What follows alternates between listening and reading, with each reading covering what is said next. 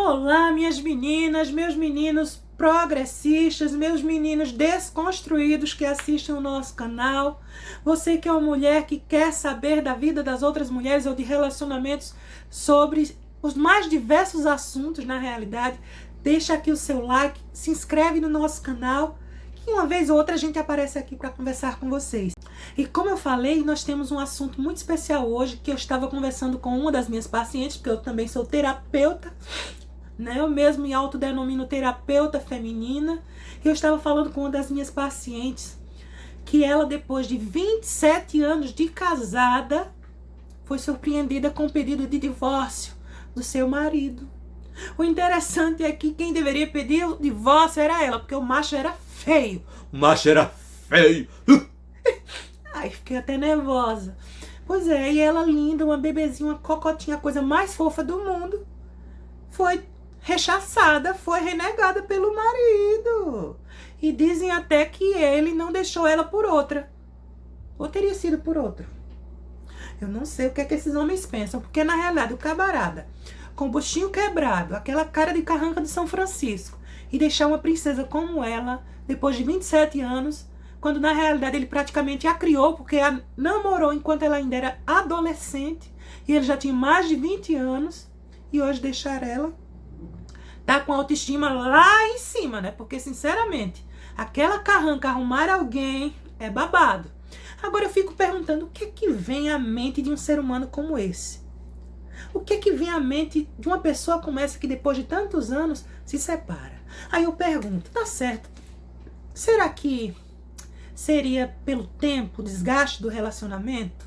Seria por traição, pelo desejo de procurar outro pasto, de pastar em outro lugar, de arrumar uma graminha mais verde?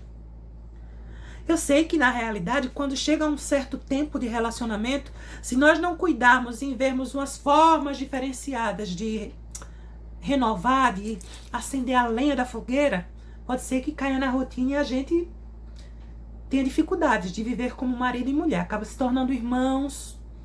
E irmãos com irmãos até que é bom conviver. Porém, a gente precisa de uma coisinha lá embaixo. A gente precisa de esquentar a bacurinha, né? De fazer um tchaca-tchaca na muchaca, de um tapa na chavasca de vez em quando. Então, é natural do casal. Um casal jovem que ainda tem lenha para queimar e não está se relacionando bimbalmente falando, precisa de ter um novo recomeço, deve procurar uma terapia de casal, alguma coisa. Eu falo sempre terapia porque ela salva, ela ajuda muito. E eu não estou falando de terapia nem aconselhamento pastoral não, porque muitas vezes, mesmo sendo evangélica, gospel, muitas vezes os pastores querem milagres nos casamentos e não falam da parte humana da vida real.